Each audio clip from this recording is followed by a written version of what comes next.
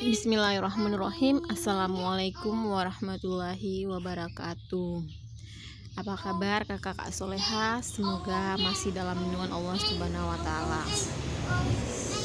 Baik, pada pertemuan kali ini kita akan membahas tentang materi di bab 1, yaitu belajar mendeskripsikan. Oke kakak-kakak soleha, sebelumnya kita akan melihat kompetensi dasar daripada materi yang akan kita pelajari hari ini. Yang pertama adalah 3.1, mengidentifikasikan informasi dalam teks deskripsi tentang objek. Dan juga yang kedua adalah menjelaskan isi teks deskripsi objek tersebut, baik itu tempat wisata, tempat bersejarah, pentas daerah, dan lain sebagainya. Kemudian kita akan melihat lagi tentang indikator pencapaian kompetensi. Yang pertama, siswa mampu menentukan ciri umum teks deskripsi dari segi isi dan tujuan komunikasi pada teks yang dibaca atau didengar. Kemudian siswa mampu menentukan ciri teks deskripsi dari aspek kebahasaan pada teks yang dibaca atau didengar. Selanjutnya, siswa mampu menentukan jenis teks deskripsi pada teks yang dibaca atau didengar. Yang terakhir adalah siswa mampu menyusun kembali teks deskripsi yang didengar dan dibaca secara lisan, tulis, dan visualis. Ya, selanjutnya kita masuk pada pengertian teks deskripsi itu sendiri kakak ya.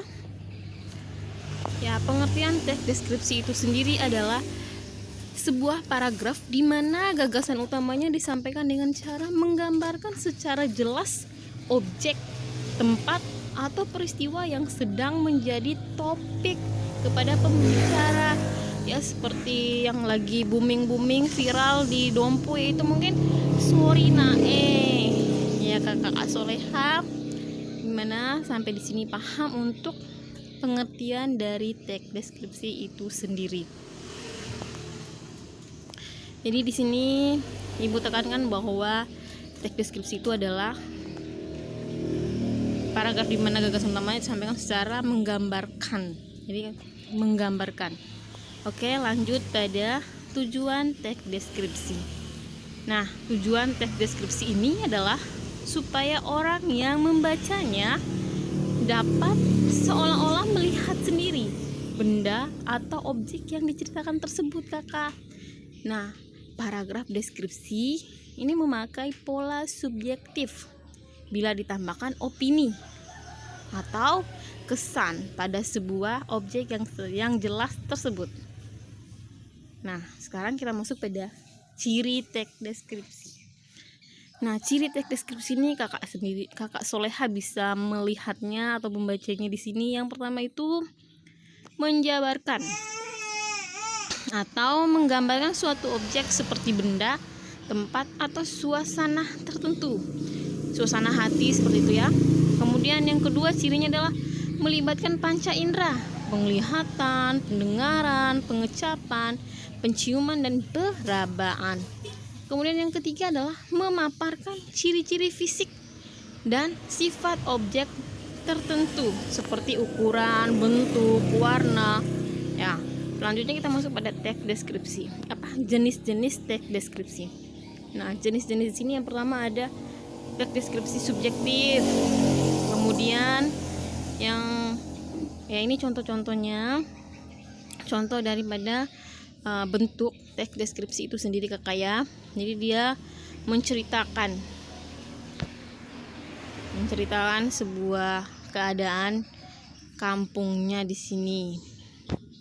Oke, kita akan lanjut pada jenis teks deskripsi yang kedua.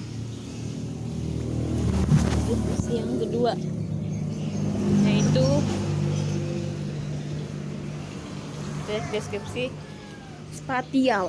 Nah, teks deskripsi spasial. Kemudian yang ketiga adalah teks deskripsi objektif. Nah, di sini kakak soleha bisa membacanya. Apa itu deskripsi objektif? Yaitu menjelaskan mengenai objek yang digambarkan apa adanya. Ya kakak soleha ya.